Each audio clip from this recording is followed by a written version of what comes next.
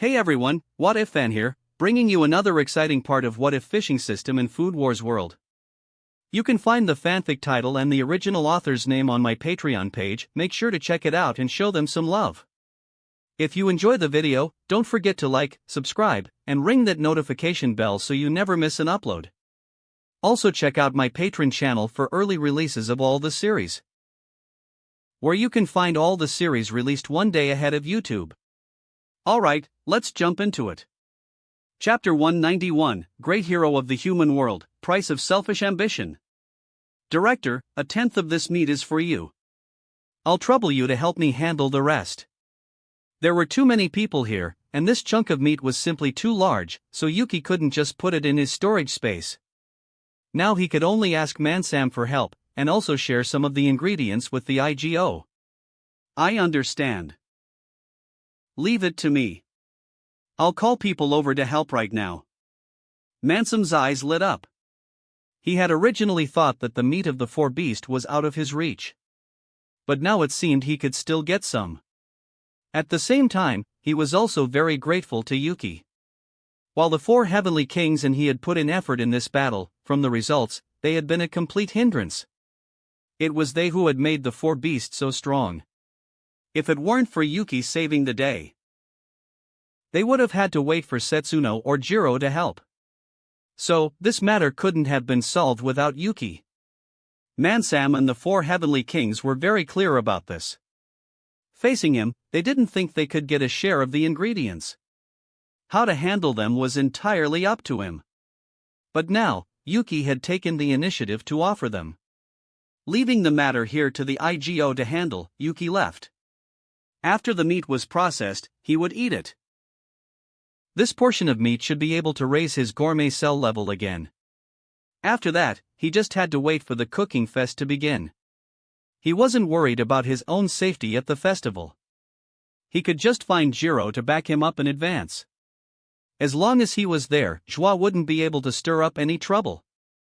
In the anime, because the cooking fest was the last arc, Joie was infinitely strengthened, causing even Jiro to suffer a loss. As for the manga, this great war was ended by Midoriya's meteor spice. Joie also took the opportunity to run away with his people. Jiro, to protect everyone, had intercepted all the meteor spice in the venue. As long as Yuki got Jiro there in advance, he wouldn't have to worry about Joie. After the Four Beast incident ended, the IGO's public announcement had hidden Mansam's involvement but hadn't hidden Yuki's. The fact that he had turned the tide in the end was something Mansam had released without any reservation. The IGO did indeed want to build up the four heavenly kings as heroes, but for Mansam, he didn't think that creating a few heroes could completely erase the efforts of others. He could hide his own merits, but he couldn't hide what Yuki had done. He had saved hundreds of millions of people and he had also defeated the Four Beast. He was very clear about how difficult the Four Beast was at that time. So Mansam hadn't hidden his situation. There was no negative information about the four heavenly kings either. People didn't know what the Four Beast was like. But everyone was very clear that the person who had saved everyone this time was Yuki. Mr. Yuki, you're quite famous now. In Setsuno's diner, Yuki was tasting the meat of the Four Beast. Nono said with some amusement. The IGO had now announced everything. He was undoubtedly the great hero who had saved the human world. It was mainly because the four heavenly kings fumbled this time. Yuki shook his head. The facts proved that reality and the manga were completely different. Many things in the manga were idealized. But in reality, there would still be some deviations, just like this time. As for Komatsu, Yuki didn't feel he had wronged him. He wasn't so cold-blooded as to watch hundreds of millions of people face a life-or-death crisis and do nothing. So, this time, he couldn't let Komatsu show off his skills. He was curious, though. Could Komatsu still get on the chef rankings? Yuki, are you going to participate in the cooking fest later? At this moment, Setsuno also asked. After all, the time of the festival was getting closer and closer. The cooking fest. I wanted to participate before. But now, it seems there's no need. Yuki shook his head. Before, because his own culinary skills hadn't reached their current height, participating would have been beneficial for him. But now was different. At the festival, the only ones who could serve as a training partner for him were Setsuno and Zaz. But he had already competed with Setsuno many times. As for Zaz, according to the development of the original story, he wouldn't even be able to meet him before the festival was thrown into chaos. So, he didn't plan to participate anymore. He would rather be a spectator and watch the other chefs compete. With his current vision, he could easily learn their techniques just by watching. You're really not going to participate? Well, you're right. With your current skill, the cooking fest is useless to you. But I, on the other hand, have found a promising new seedling, Setsuno said with a smile. She was talking about Komatsu. Even with Yuki's interference in the timeline, she had still taken notice of Komatsu's incredible talent. To that end, she had even given him a little push, getting him into the top 100 and qualifying him for the competition. Hearing this, Yuki was speechless. He had been wondering if his influence would prevent Komatsu from making it into the top 100, and now Setsuno had given him the answer. But it was only natural. Before, her focus had been on him. But he had grown too quickly, skyrocketing to a level equal to her own. So, she had the time to observe the other members of the younger generation. And that's when she had discovered Komatsu. His culinary skills and talent were undoubtedly excellent. Most critically, he could hear the voice of ingredients. While he couldn't do it as freely as Yuki, he was second only to him. No one else could compare to him in that regard. Master, do you need me to be your partner? Nono asked. Since Setsuno was participating in the cooking fest, there would surely be a partner competition. No need. You're Yuki's partner now, it wouldn't be appropriate for you to be mine as well. I already have a new partner. You all know her. Setsuno said with a smile. Someone we all know? Could it be Granny Chiyo? Yuki was curious. There weren't many who could be her assistant, so his first guess was Granny Chiyo. After all, she had returned ahead of schedule and wouldn't be causing trouble at the festival. Not Chiyo. She needs to help Kairu.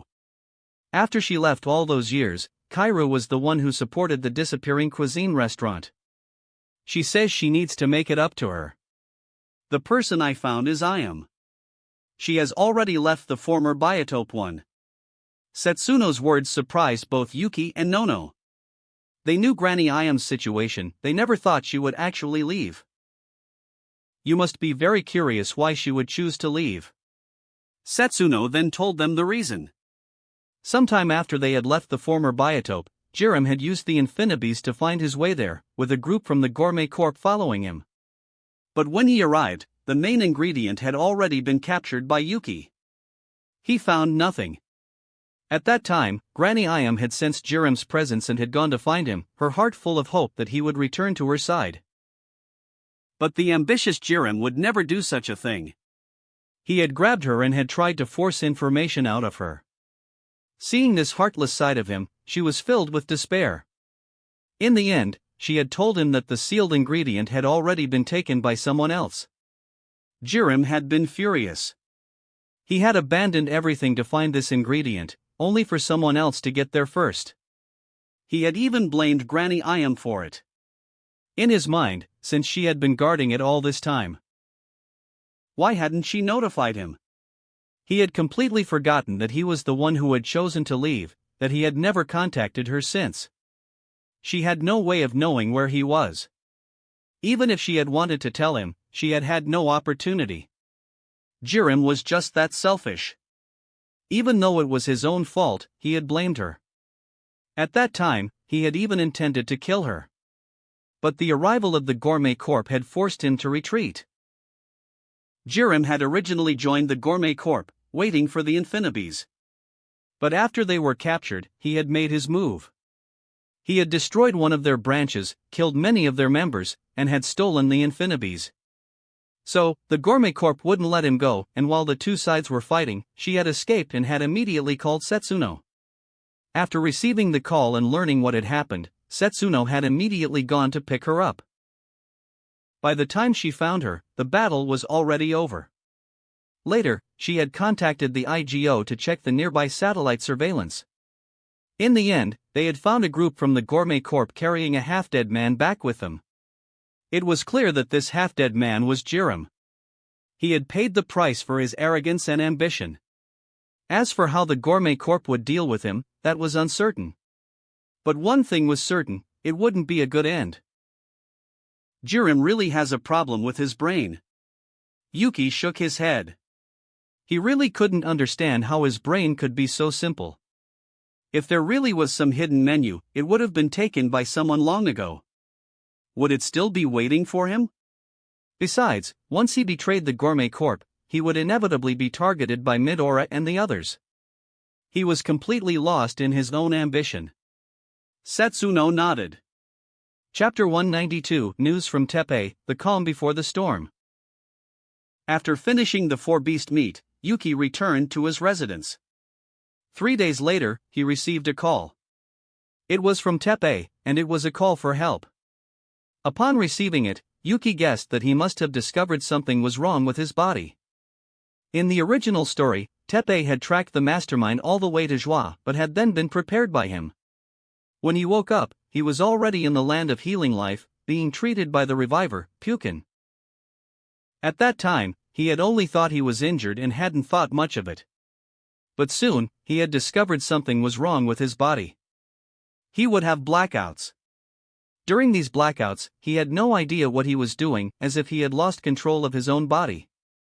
And many strange thoughts had appeared in his mind. After failing to figure it out on his own, he could only turn to Yuki. The strongest revivers, Mohayan Sheishai and Yasaku, had disappeared. The strongest active reviver now was Yuki.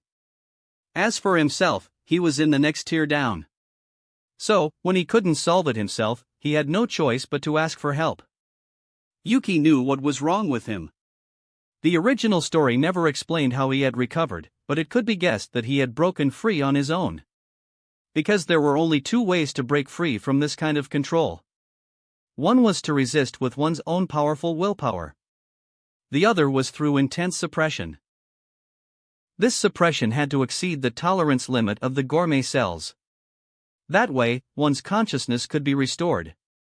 But once you used this method, if it exceeded the tolerance limit, your consciousness would be restored, but you might also be dead. Not everyone had super strong regenerative abilities. In the original story, Shigematsu had recovered at the last moment of his death, but at that time, he was already on a dead-end path. There was no way for him to recover. That last blow was Toriko's full-strength attack. Shigematsu had actually died quite unjustly. He was the vice president of the IGO, so he was targeted by Joie and had his gourmet cells prepared. During the cooking fest, this guy had attacked Mansam, but he hadn't killed him.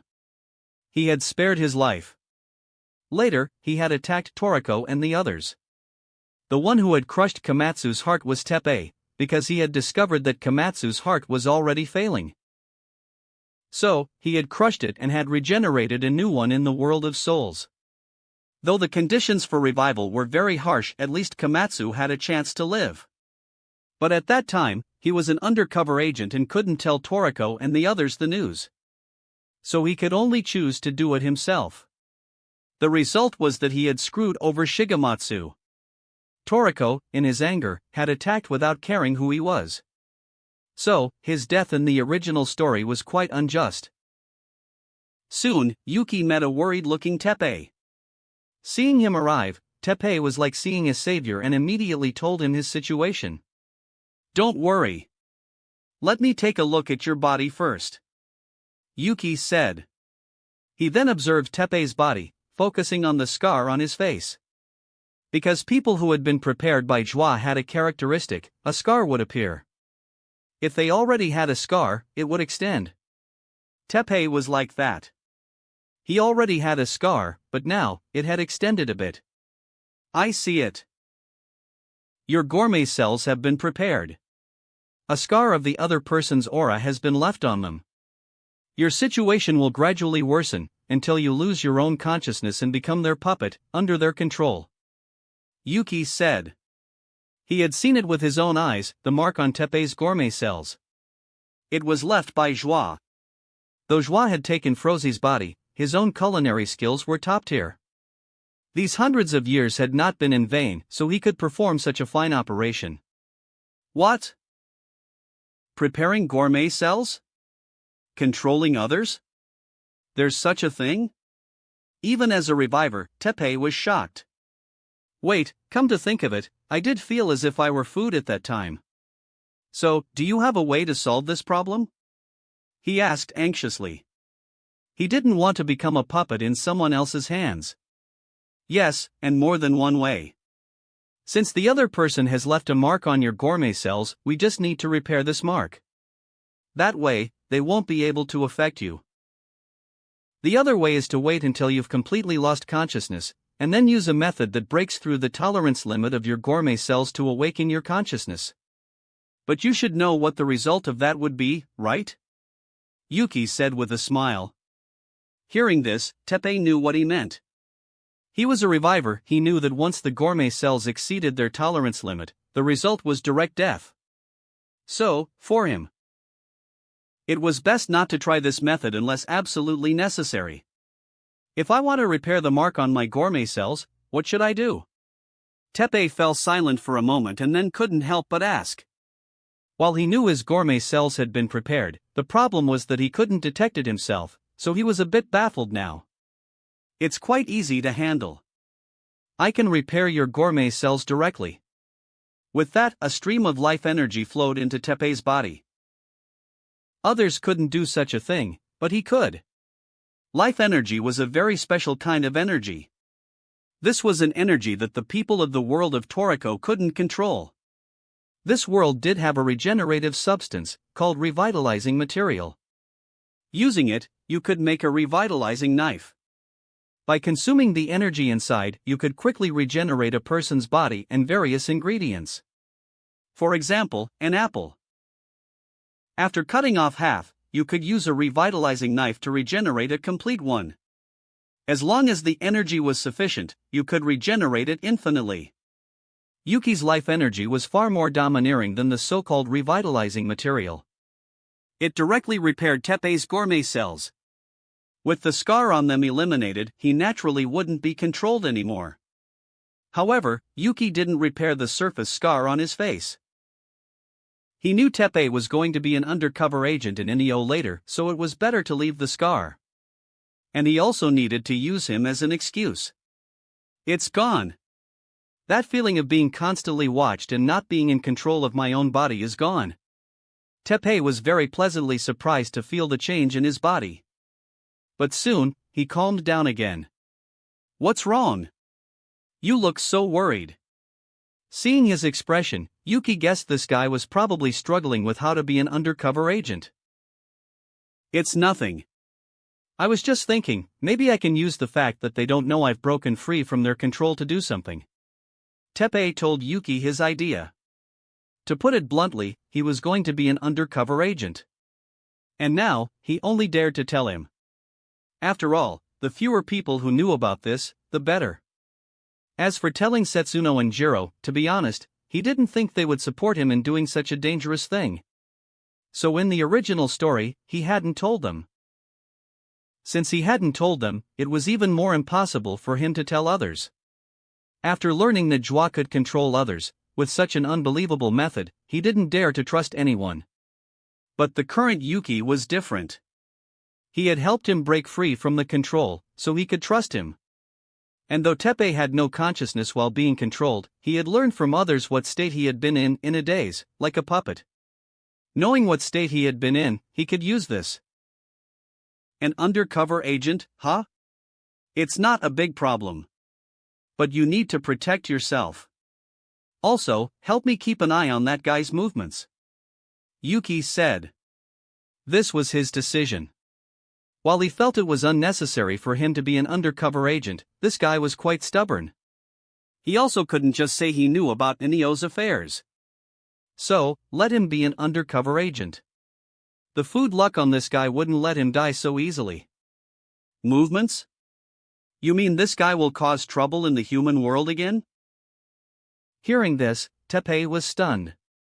You don't even have to think about it to know he will. Look, how long has it been since the powerhouses of the Gourmet Corp and the IGO left the human world, and they've already caused the Four Beast incident. And the cooking fest is just around the corner. I really don't believe he won't do something during a festival that only happens once every few years. Yuki said. Although Jiro and Setsuno were still in the human world, for Joie, the only threat was Jiro. And though Jiro's whereabouts were hard to determine, anyone who was slightly familiar with him knew that when he was in the human world, he was almost always looking for wine. He was either drinking or on his way to find a drink. So, Joie was acting recklessly in the human world. After all, he had many spies here. These people were either super rich or leaders of member and non-member nations. These people were now all members of NEO. After all, what NEO was doing now was building a spaceship. According to the Blue Nitro's operation, the Earth would inevitably explode after it matured. So, if you wanted to live, you had to leave on a spaceship. These people were responsible for providing funds to NEO, in exchange for a ticket to survival. The cooking fest? I understand. I'll help you keep an eye on his movements. Teppei nodded. The two of them then parted ways. The cooking fest was now in full swing. Only an organization like the IGO could prepare an event of this scale.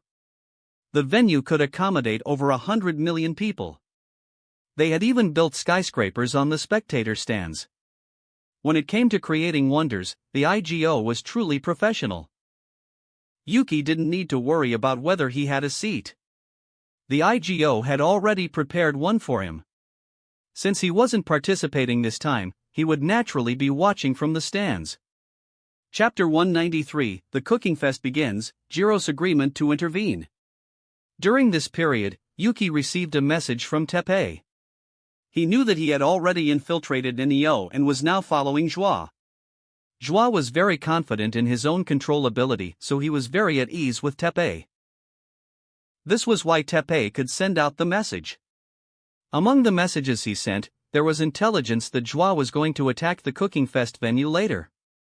After getting this intelligence, Yuki now had a reason. Even without a reason, he would have invited Jiro over. But now that he had a reason, it was even better.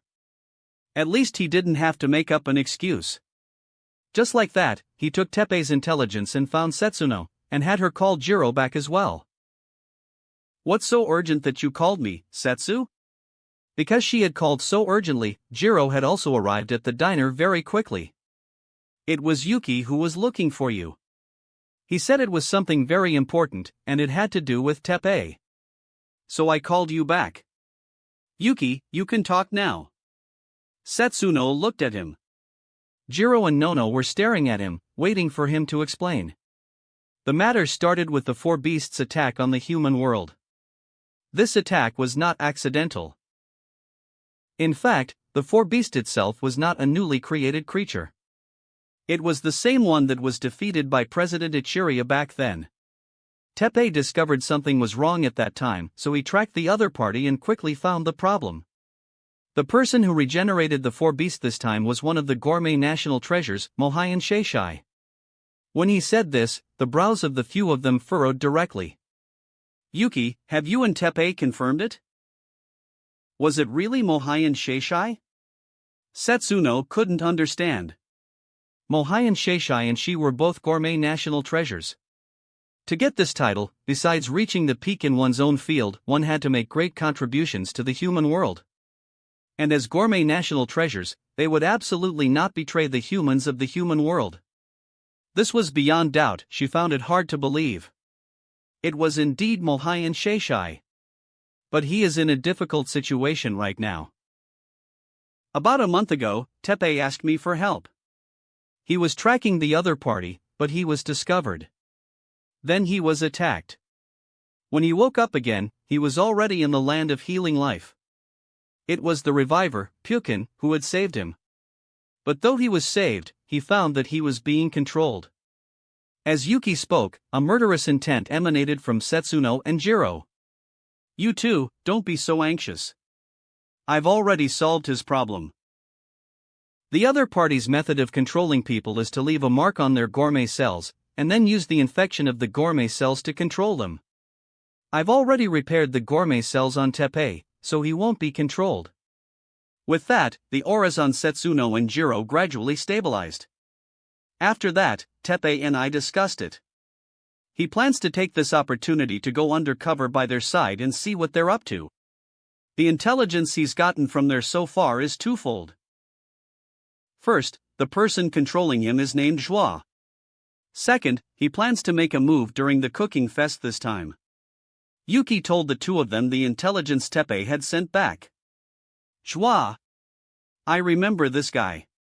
He was very active in the culinary world hundreds of years ago. But his methods were very cruel, even more vicious than the people from the Gourmet Corp, so he was targeted by everyone at that time. After that, he disappeared. I originally thought this guy should have been dead long ago. I didn't expect him to still be alive. Setsuno was quite familiar with Joie. He had caused a lot of trouble back then, but he had disappeared very quickly. And with no news for hundreds of years, she had thought he was already dead.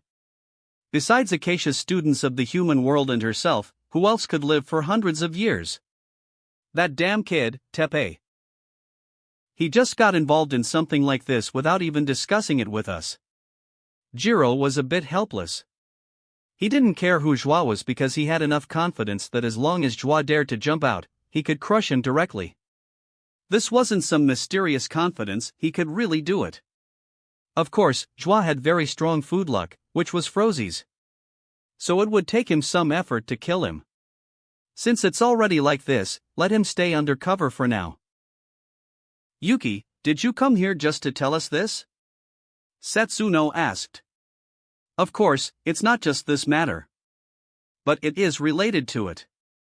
This person named Joie is very strong. So I want to ask Master Jiro to hide in the audience at that time. If this guy really appears, then we'll find a way to get rid of him. Yuki didn't care about the plot. Since there was this opportunity, then they would find a way to kill Joie. Of course, he felt it wouldn't be so easy. After all, Joie had many life-saving means, like the life orb and his food luck. But in any case, Yuki was mainly for his own protection. In that case, I'll take a trip. Jiro wouldn't let him off so easily. So he directly agreed. If he had the chance at that time, he would really kill Joie. Then I'll be troubling you. Hearing this, Yuki was relieved. As long as Joie was taken care of, then the others wouldn't be a problem. I didn't expect such a thing to happen at the cooking fest. Nono shook her head. This matter felt very big, but she also knew it wasn't something she could get involved in. But for these people to plan to cause trouble at the festival, she was very frustrated. After all, this was their chef's grand event. There's nothing to be done about it. The vast majority of the human world's powerhouses have left. The time of the gourmet solar eclipse is getting closer and closer. All the monsters and demons are coming out now. Setsuno said. The main reason was because of the time. In the past few hundred years, Joie hadn't done anything openly, he had been hiding. But now was different. The time of the gourmet solar eclipse was getting closer and closer. God was about to mature. And in the eyes of the Nitros, this was the last time. After all, according to the plan, the Earth would explode, then reaggregate, and begin to evolve new ingredients again. As Setsuno's apprentice, Nono also knew that the time of the gourmet solar eclipse was getting closer and closer. The powerhouses of the human world were entering the gourmet world to compete for Acacia's full course menu. After chatting for a while and making a plan, Yuki left. For the next period of time, everything was calm and peaceful. But everyone knew this was the silence before all hell broke loose. Even the thick-skinned Toriko knew that something big would happen at the cooking fest. After all, Star June had already arranged to fight him. He knew Star June was very strong. Though he hadn't fought him because of Yuki, he had fought other vice chefs and knew that none of them were weak. Especially Star June.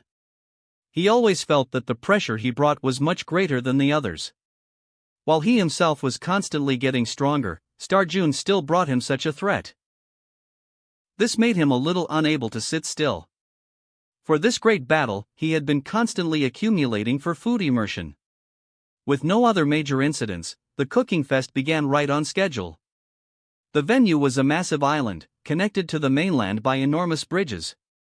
Despite the size and number of bridges, the sheer volume of people flocking from all over the world was so immense that it still caused a massive traffic jam.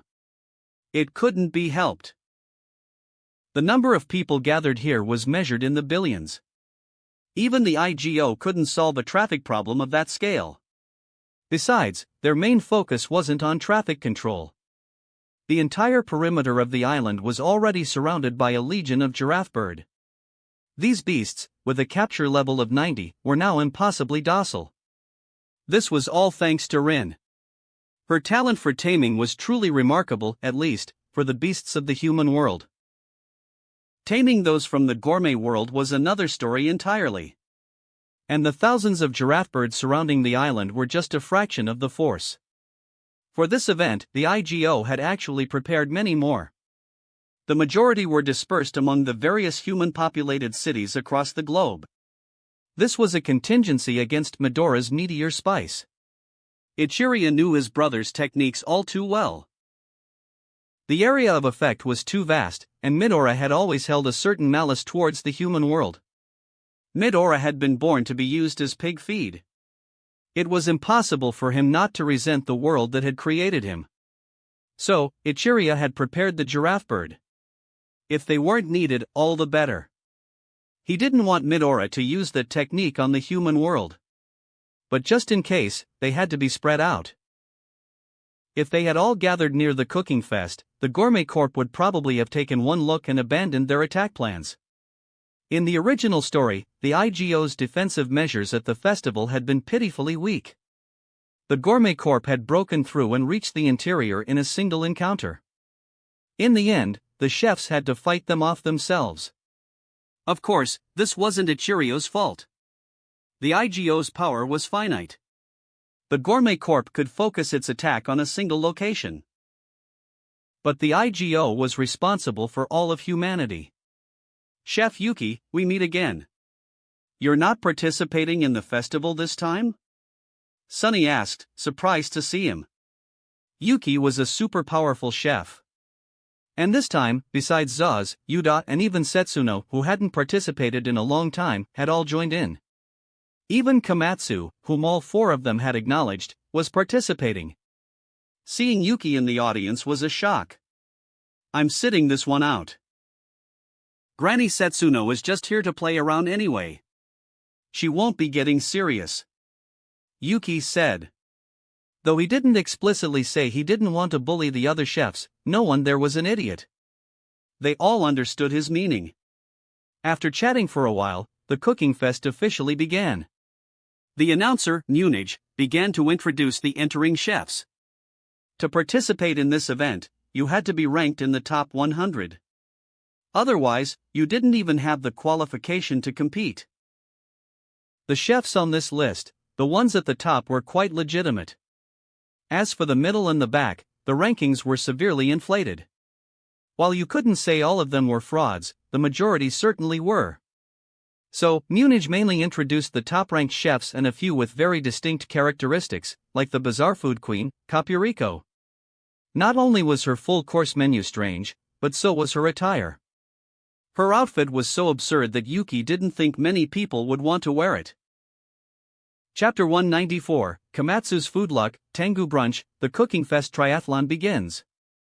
After the introductions, Munich began to explain the rules of the first event. A triathlon. Of course, this was an enhanced version. The swim would nearly cross the entire sea between the island and the mainland. The cycling portion had many twists. Besides the ground being as soft as tofu, making it difficult to ride, there would also be various beasts. Though their capture levels weren't high. For the chefs in the lower ranks, they were very dangerous. It was a good thing the IGO had arranged for personnel. If a contestant gave up, they would be rescued. Of course, if they didn't give up, their death had nothing to do with them. The running portion required them to grab their own cooking utensils along the way. The number and type of utensils you grabbed were what you would use in the subsequent competitions. Most of the contestants would choose their own utensils. Using unfamiliar tools would only lead to failure, which was not what they wanted. Of course, the cooking fest had also prepared some ordinary utensils. While these were also milk knives, they were the most basic kind. In the original story, Komatsu had abandoned his own exclusive knife and had chosen to use such an ordinary one. According to him, he didn't want to have an advantage in this area. He felt his own exclusive knife, forged from the fossilized fang of the Dragon King, was better than almost anyone else's here. His intention was good, but in the eyes of others, his actions were quite arrogant. After all, everyone was using their own exclusive utensils and you weren't. What were you thinking? Were you looking down on us? Did you think we wouldn't pose any threat to you, so you made such a choice? The vast majority of people would think this way. As the competition began, the contestants rushed directly into the sea. There were still many ingredients on the beach. These would be used in the subsequent competitions. The earlier you got back, the more you could choose. If you were late, you could only take what was left. By the way, this beach was also made of rice. The vast majority of the contestants rushed into the water. But a few were different. These few were Chef Yuta, Granny Setsuno, and Zaz. The three of them were running on the water. This couldn't be called swimming at all. But for them, it was very easy. And they were indeed on the sea. There was no rule that said you couldn't run on the water in a triathlon.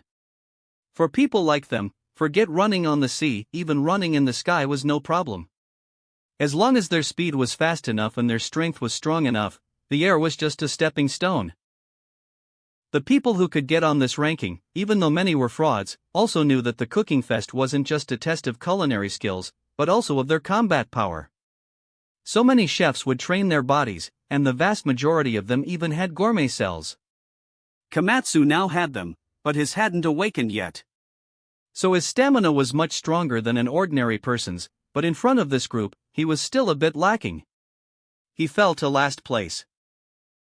It wasn't that he didn't want to catch up, but with his speed, he really couldn't. During this time, Zebra had even wanted to help him, but he had refused. But soon, the image on the screen flashed to the top of a skyscraper. Tengu Brunch appeared there. He was participating in this competition, but he had drunk too much last night and had woken up late. And his personality was the hot-tempered type. Perhaps because the ability he used was lightning, his personality was as wild as lightning. Hundreds of millions of people were gathered in this venue. The level of noise was quite terrifying. He had always been in the Hex Food World territory on the 8th continent of the gourmet world. In the Hex Food World territory, the population was not large, so it was naturally not so noisy. Now, he was not used to the noise here. Especially after he appeared, many people began to cheer. This made the noise even louder. For someone who was used to a quiet environment to suddenly come to such a place, it was indeed difficult for him to adapt. So, he directly roared at all the spectators. You know, he was from the gourmet world. Though you couldn't say he was that strong, he was still at a level of 1 or 200. His roar was something many people couldn't handle. But Zebra wouldn't indulge this guy. He directly used his sound wave form to hit him. Just like in the original story. This guy went to the 4 heavenly kings and spouted some trash talk. They naturally wouldn't take it lying down. And then Komatsu was dragged into it. The attention was directly shifted to him. Later, Brunch turned into a streak of lightning and completed the first swimming competition at an extremely fast speed. And on the shore, he met Komatsu. After learning that the completely exhausted little guy in front of him was Komatsu, he suddenly felt he had been cheated. Because Komatsu was simply too weak. And he was now in last place. This made Brunch, who had been looking forward to it, instantly lose all his anticipation, leaving only a deep sense of disappointment. But when Komatsu made all the ingredients speak, he was completely stunned. And after learning that Komatsu planned to bring all the ingredients to the venue, he was very supportive. He was born in the Hex Food World territory. Though they had the protection of the Horse King only protected them from being attacked by other beasts. Other livelihood issues had to be handled by themselves. In the gourmet world, it was very difficult for humans to survive. The strongest of the Hex Food World were the Beast Knights. The older generation was Travel Frog Mappy and his 2 companions. The new generation was Brunch and his 2 companions. But even at the time of capturing air, the strength of the Beast Knights was less than 1,000. This was the strongest of the Hex Food World, yet they were still so weak. This showed just how difficult it was for them to capture enough ingredients. So, from a young age, Brunch was taught that ingredients were very precious. He had experienced this firsthand. For Komatsu, who didn't plan to waste a single bit and had a deep respect for ingredients, Brunch approved him very much. All the ingredients were emitting a golden light. This had already said it all. The ingredients had acknowledged him. How could he still have any doubts? So at this moment, all his disappointment in Komatsu disappeared. He understood. Although the kid in front of him was very average in strength, his culinary skills were definitely very strong, and his inner conviction was even firmer. A person like this was worthy of his respect. Seeing his operation, Nono was a bit emotional. As a fellow chef, she knew very well that hearing the voice of ingredients was not something a chef could control. Only when you were recognized by the ingredients would they speak and guide you in their preparation. She had also heard their voices, but it had been by chance, and she couldn't control it now. She couldn't do what Yuki did. Nono had originally thought that for there to be one Yuki was already ridiculous enough. But she never thought that the current Komatsu could easily make these ingredients speak. The food luck on him is very strong. You could say he's a child of destiny. That's why he's been recognized by the ingredients. Yuki said. Komatsu was mainly because of his own conviction in food luck. His conviction was incredibly firm, he wouldn't deny that. While some of the things he did were a bit problematic, his heart was pure. In this world, a chef like this was destined for a great future. Chef Komatsu's food luck is really strong. Nono watched as the 2 of them packed up all the ingredients and took them away. And seeing that Komatsu's speed was slow, Brunch had even helped him out. This had caused Komatsu to quickly surpass the group of contestants ahead of him. This was a manifestation of food luck. Because his food luck was strong enough, it would guide others to help him solve his problems. For example, now, Brunch had come to help him. Komatsu, who should have been eliminated in the first round, had been carried by him. Of course, Brunch's operation was quite disgusting. He was fast, that was one thing. But after rushing to the front, he cut off the path for the people behind him. In the end, Komatsu and Brunch crossed the finish line in first place. Chapter 195, The Gourmet Corp Attacks, The Interrupted Cooking Fest. As the contestants continuously crossed the finish line, soon, the first match was over.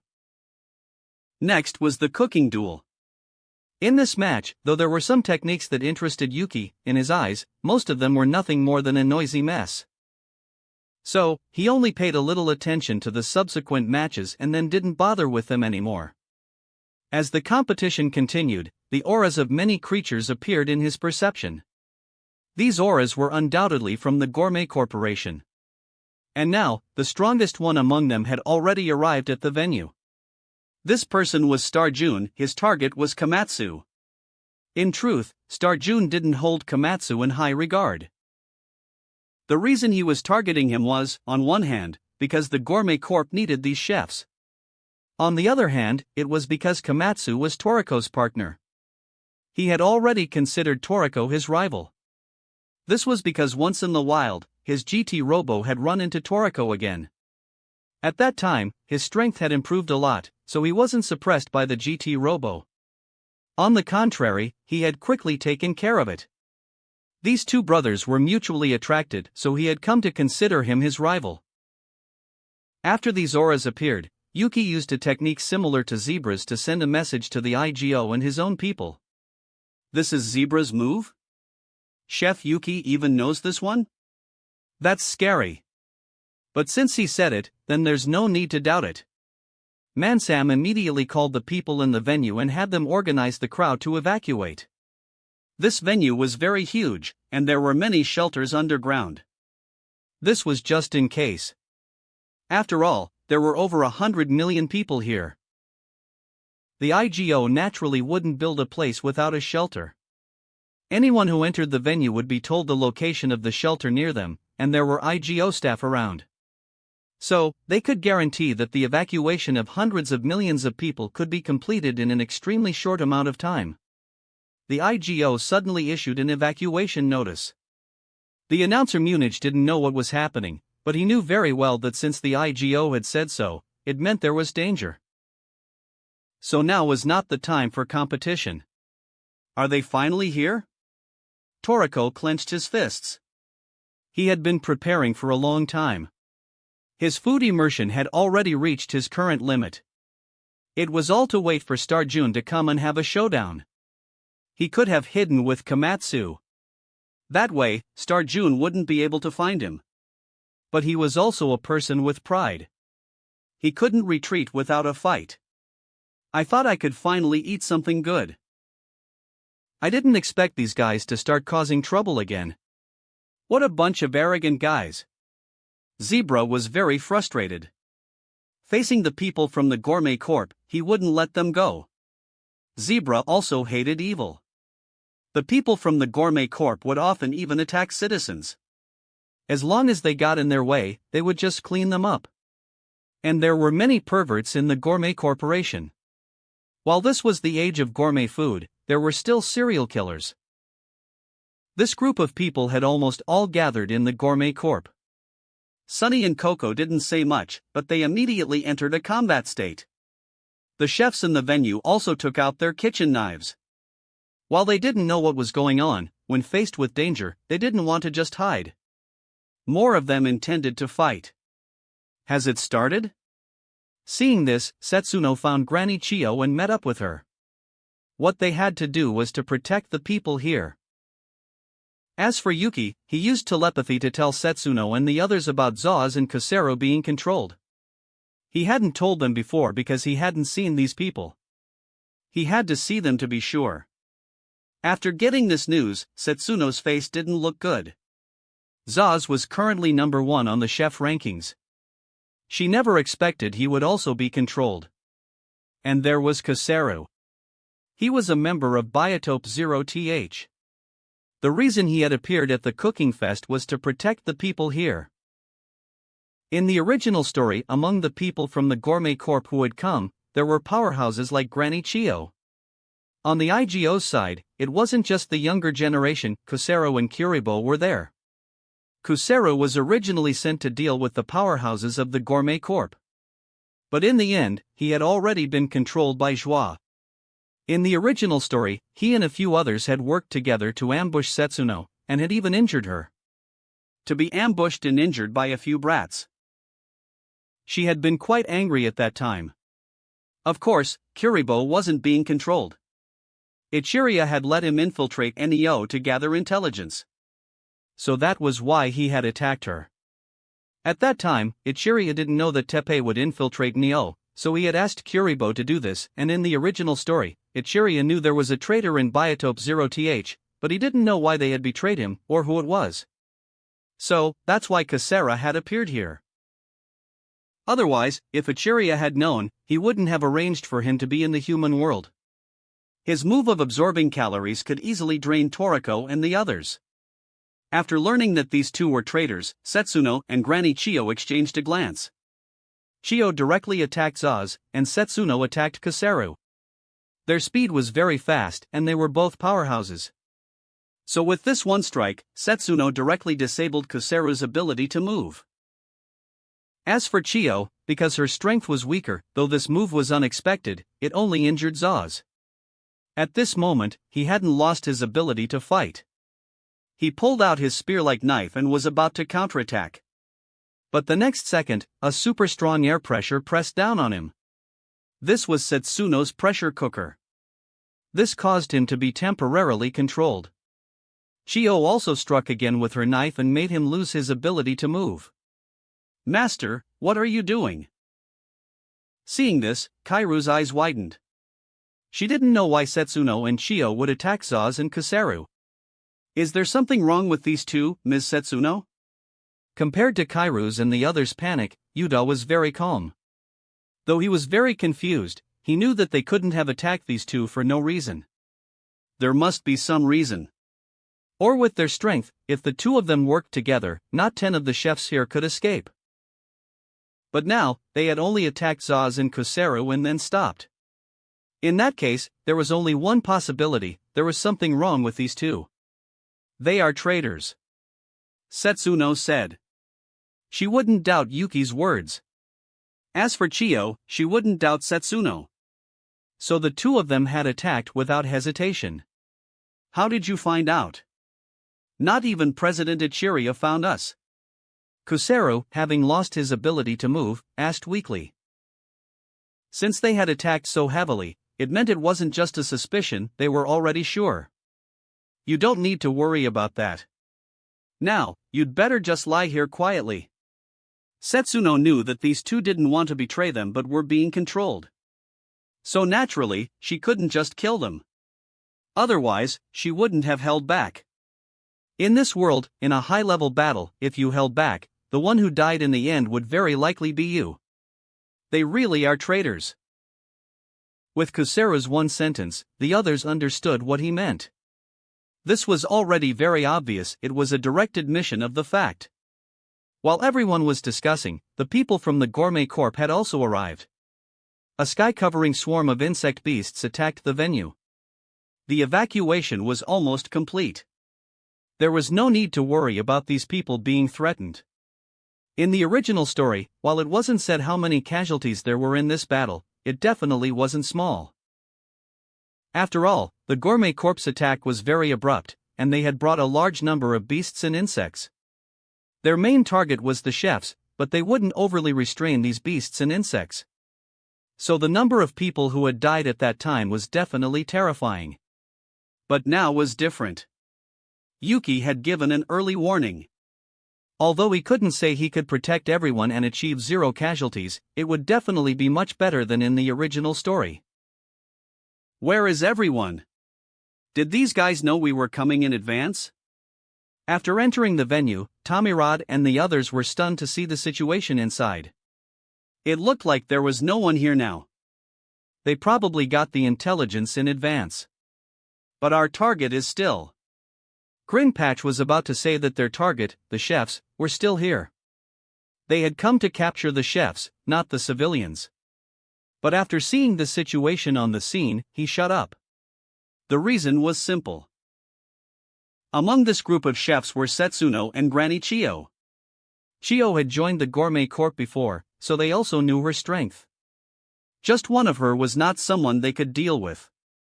Not many powerhouses had come with the Gourmet Corp this time. They had all gone to the gourmet world to compete for ingredients.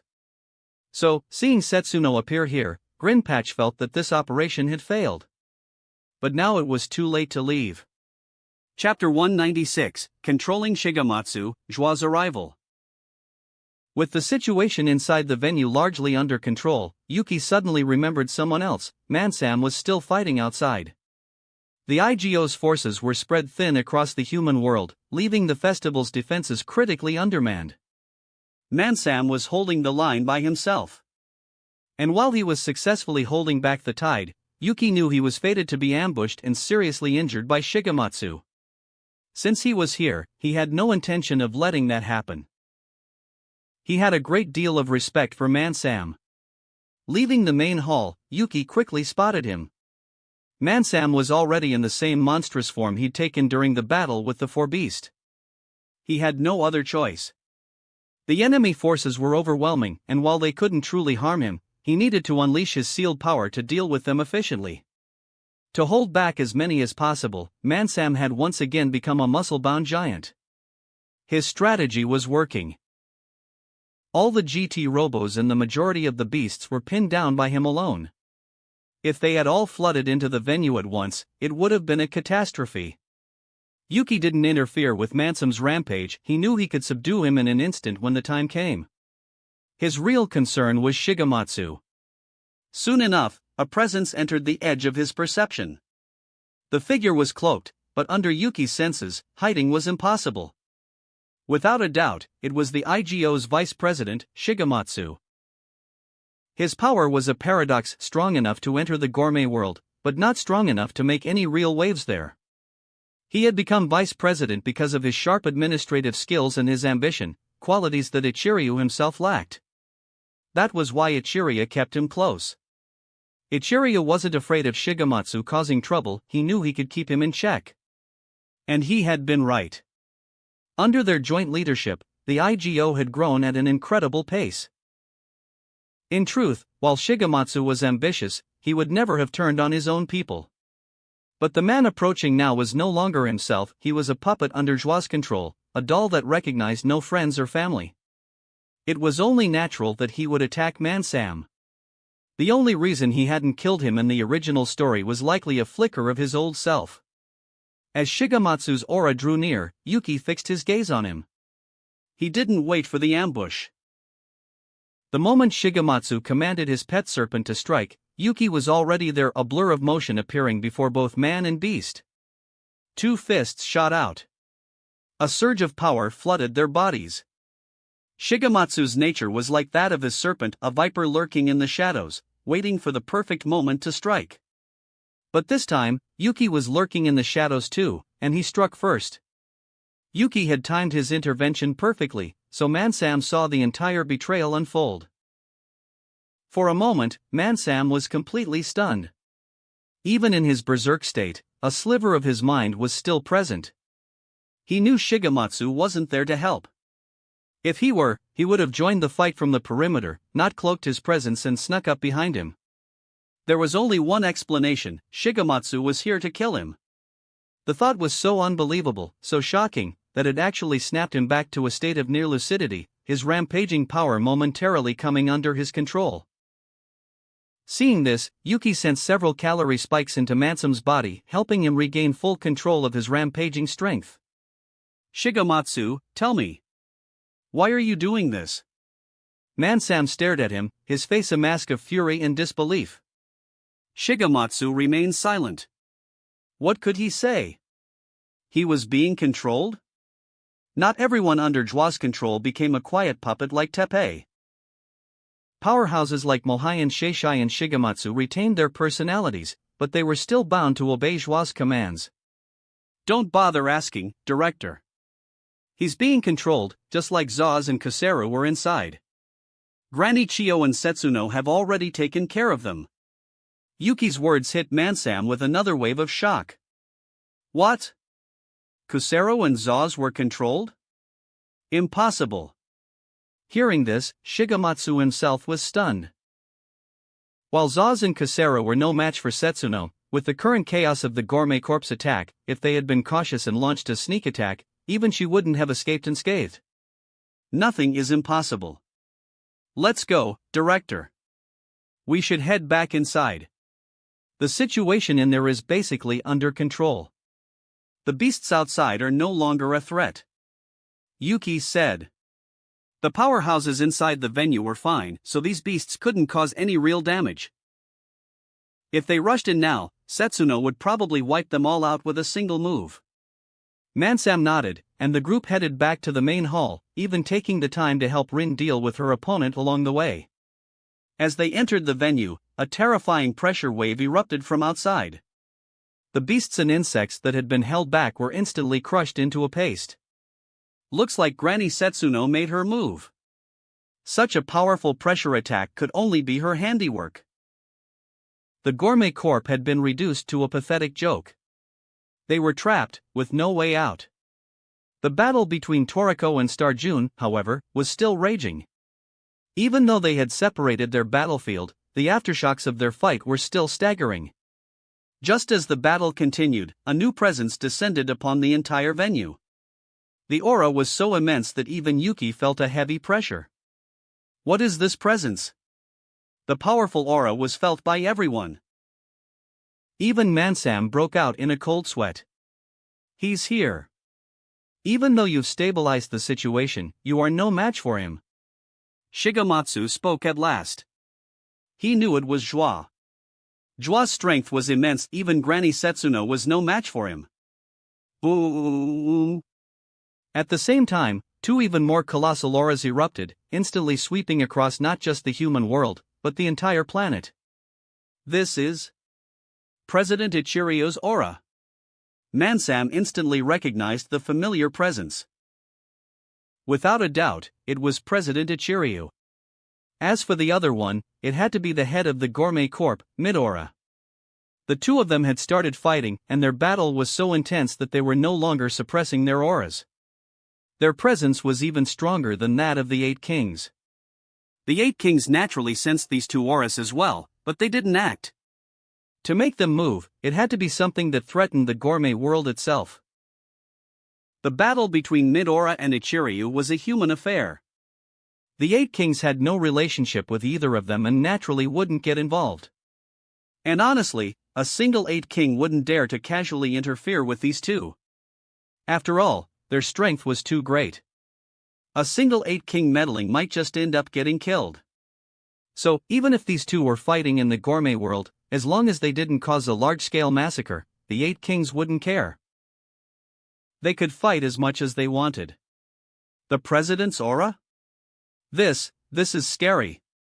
As someone who had been taken in by the IGO, and with her brother being one of the four heavenly kings, Rin had made many contributions and had a good relationship with Ichiryo. While she knew he was strong, she never thought he would be this strong. Just his aura alone was enough to make people tremble, and this was an aura coming from the gourmet world. That's not the main point. The main point is the guy who's here. Let's go. Time to see this mastermind. Yuki grabbed Shigematsu and walked out. The others immediately followed. By now, the battle was basically over. It had to be. Joie's aura had enveloped the entire venue, making it impossible to continue fighting. Of course, Toriko and Star June were different. The two were still fighting. The plot of the manga and anime was completely different here. In the anime, Toriko and Star June were evenly matched. When Joie descended, their battle was forcibly stopped, and the two of them came to the venue together to face him. But in the manga, Toriko was no match for Star June. He was beaten until he was missing limbs. In the end, it was the Red Demon who came out to save him, seriously injuring Star June with a single blow. The power gap between them was not small. At that time, the Red Demon could only come out for a moment, otherwise, Toriko's body would have collapsed prematurely. Before the Red Demon left, he had also repaired Toriko's missing body parts, but at that time, Toriko had already lost consciousness. Star June, however, still had the strength to fight. To save Toriko, Komatsu had treated Star June and agreed to leave with him. In the main hall, Setsuno and the others were now looking grimly at the figure floating in midair. The person was completely shrouded in a black robe. Setsuno, can you handle this guy? Sensing the terrifying aura emanating from him, Ranny Chio couldn't help but ask. She was certain she was no match for him. The pressure was too great. Joie was using Frozie's body. Frozie was a person who had eaten Acacia's full course menu and her gourmet cells had reached 100%.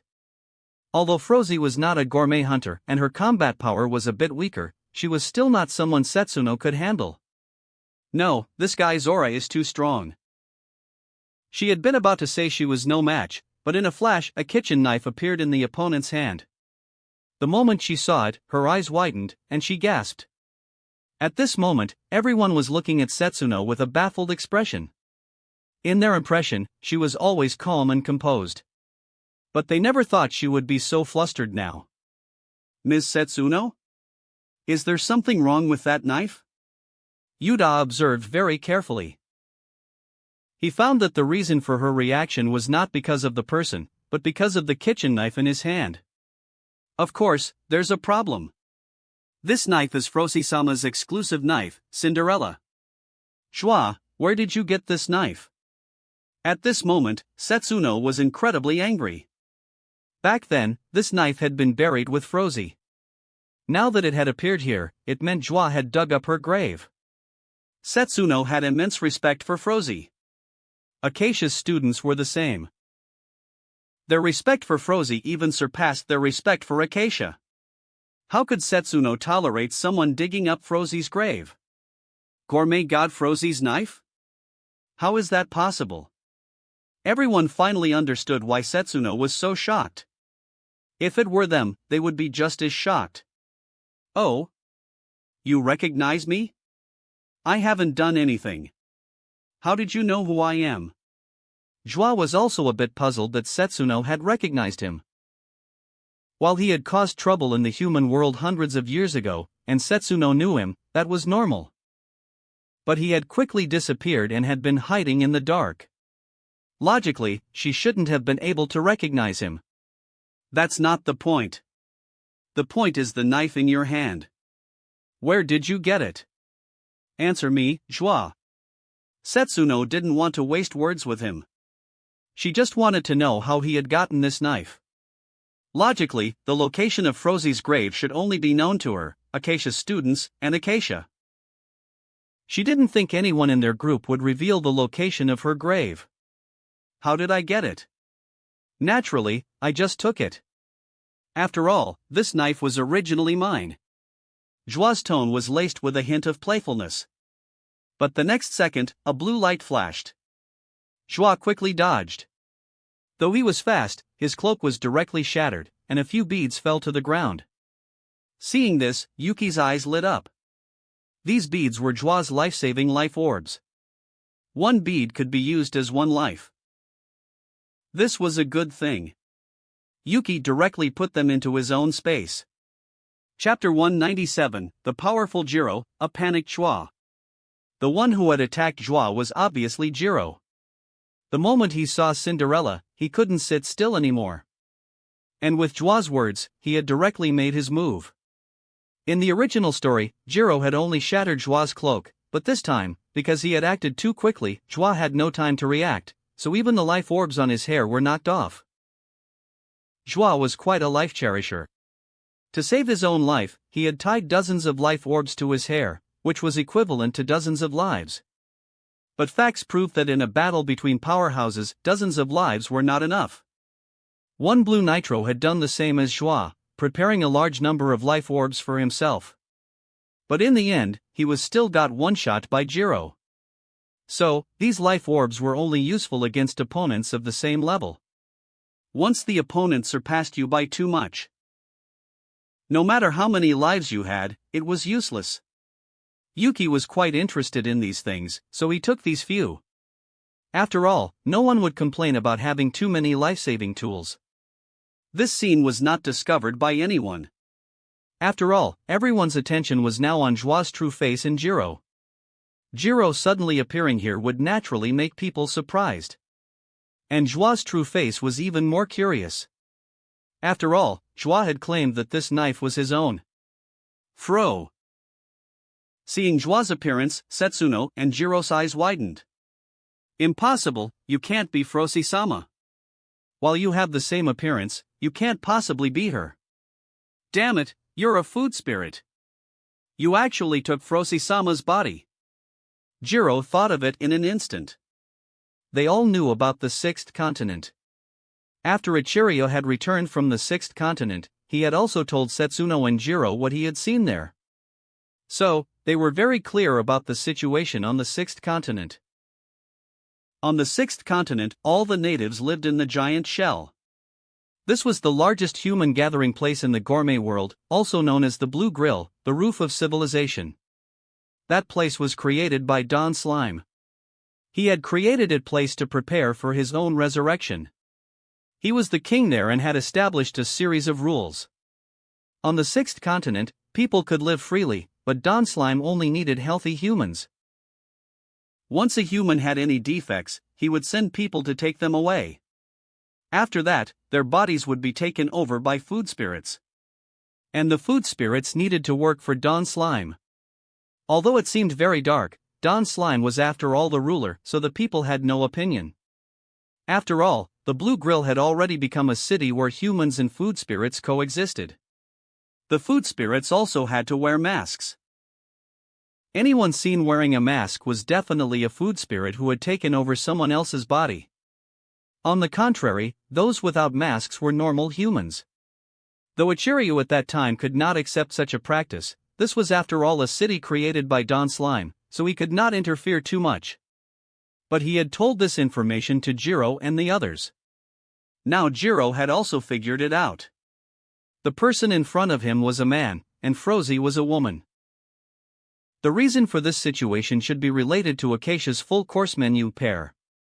Jiro was very clear about the specific effects of Acacia's full course menu. After all, Ichiryu and the 3 red Nitros flavor sages had a good relationship. So Jiro naturally also knew that pair among Acacia's full course menu could make people change their gender. In the original story, among Acacia's students, only Midora didn't know. But after Midora ate pear, he had already understood everything, because his own body had this situation. So he immediately pointed the finger at Joie. Jiro knew the effect of pear. Back then, Frozy had indeed eaten pear, so she could naturally change her gender. You actually saw through it. At this moment, Joie was very surprised. He had thought that Jiro would be scared by him, but he never thought that he would react so quickly. In fact, at this moment, Joie was a bit arrogant. Because he felt that he had taken Frozy's body, and Frozy had eaten so many good things, so Jiro should not be her opponent. He didn't know that Jiro and the other 2 were very special existences. Their strength, after hundreds of years, even Frozy and Acacia were not their opponents. The arrogant Joie felt that he could beat Jiro. In the original story, it was actually fine, because Jiro had not undone his seal. But now it was completely different. The current Jiro had undone all his seals, and because of the permanent food immersion and the optimization of damage knocking, the current Jiro was even stronger than his peak state in the original story. In this situation, Joie was completely giving it away for free. Setsu, they're in your hands. The next battle might be a bit uncontrollable. Jiro said, his aura suddenly erupting. This eruption of aura was no less than the aura that Ichiryu and Midora had erupted before. And even exceeded it by a lot. The current Jiro was incredibly angry. After all, seeing Frozy's body being taken, he was heartbroken. Jiro did not intend to let Joie go. However, this was after all the human world. If he went on a rampage here, it would not be a good thing for the human world. But now at least Setsuno was here. While her strength was not Joie's opponent, her defense was extremely strong, and the current Setsuno had already returned to her youthful state. Leave it to me. You can go on a rampage as you please, Jiro. As Setsuno spoke, her body suddenly changed, quickly changing from an old lady to a young person. This scene left the surrounding people dumbfounded. Everyone almost popped their eyes out. I remember there seems to be a type of knocking that can temporarily restore one to a youthful state, but it will be beaten back to its original form after being hit by a strong impact. It's not that kind of knocking. MS. Setsuno didn't even have a knocking action. Yuda said. This was not some knocking at all, but Setsuno had really returned to her youthful state. Alright, you guys stop guessing. Jiro, take this guy out. Don't fight in this venue. There are still hundreds of millions of people below. Setsuno said. She could use the pressure dome to create a reverse shield to isolate the 2 of them. But this was the venue of the gourmet festival. There were still hundreds of millions of people taking refuge below. If these 2 really started fighting here, the people below would be dead. I see. Joie, let's change places. Jiro said. This made Joie laugh. Change places? Why should I? Joie was about to mock him. He didn't want to change places. Why should these people interfere with him? But before he could finish, Jiro's palm was already on his face. At this moment, Joie was directly grabbed by Jiro in the same way that Ichigo Kurosaki had grabbed Aizen, and disappeared on the spot. Boom. The next second, Setsuno directly opened the pressure dome, isolating Jiro and Joie, who had already appeared hundreds of kilometers away. Yuki immediately followed. He wanted to see how Joie was beaten by Jiro. When the other strong people saw this, they also planned to go and watch the fun. Of course, most of them were stopped by Setsuno. After all, the strength of this group of people was too weak. Yuki and the others' strength was strong, and with her protection, the aftershock would not hurt them. But the others were different. If they got too close, the pressure dome could not block all the power. This part of the power was enough to kill these guys who knew how many times. Unfortunately, we can't see such a peak battle. At this moment, the expressions of the people here were not very good. After all, 2 peak battles had already started. The battle between Ichiryu and Midora in the gourmet world, and the battle between Jiro and Joie in the human world. Granny! Miss Setsuno, what's the deal with that guy named Joie? Why did Knocking Master Jiro say that he had taken Frosi-sama's body? At this moment, a chef couldn't help but ask. After all, this melon sounded very big, but they didn't know the specific details, so they were very curious now. Yuda, I need to concentrate. You can explain to them. Setsuno didn't want to talk about this topic, so she went to maintain the pressure dome herself. Yuda knew about the ingredients, so she let him tell everyone. Hearing this, Yuda nodded and told everyone about pear. The special effect of pear left everyone present a bit baffled. Many people actually could not accept it. After all, male to female to male was indeed a very difficult thing to accept. At this moment, Yuki and the others had already arrived at the battlefield of Jiro and Joie. Damn it, how can the gap be so big? I didn't even have time to react. At this moment, Joie was angry and shocked. After all, he felt that his strength should be able to fight with Jiro, but the result was that he was crushed by him. He couldn't even react when others grabbed his face. What did this mean? This meant that it was a very easy matter for Jiro to kill him. It seems you don't know. Though Frosi-sama was very powerful, she was not good at fighting. Even if you took her body and had 100% gourmet cells, you are still no match for me. Now, you should pay the price. Guinness punch. Jiro attacked in anger. The Wolf King's fangs instantly appeared in his hands. A Guinness punch was thrown out, and a terrifying blue-calorie wolf head instantly pierced through Joie's body. While he knew this was Frosi's body, Jiro thought that it was better to destroy it directly than to let it stay in Joie's hands and cause trouble. It would also save future trouble. What a strong attack. Fortunately, there is Setsuno's pressure dome supporting it. Or the damage this punch would cause in the human world would be terrifying. Seeing the explosive Guinness punch, Mansam was scared into a cold sweat. The power of this punch was enough to destroy the human world. Yuki was paying attention to the Wolf King's fangs. In the world of Toriko, very few people used weapons. Even the chefs used their own kitchen knives to fight. As for gourmet hunters, except for the weakest who liked to use weapons, the others all used their own bodies to fight. Because in their view, there was nothing harder than their own bodies. Jiro was one of the very few gourmet hunters who would use weapons. This weapon was called the Wolf King's fangs. It was when Jiro had apprenticed to Acacia and had learned many knocking techniques, he had gone back to the second continent to fight with the Wolf King Guinness. At that time, though he was also injured, he had knocked off one of Guinness's teeth. This tooth was made into the current Wolf King's fangs. As for the Guinness punch, it was a move created based on the Wolf King Guinness, but this move could not be controlled at all and would fly around everywhere. Chapter 198. The Utility of Food Luck, the World-Ending Meteor Spice.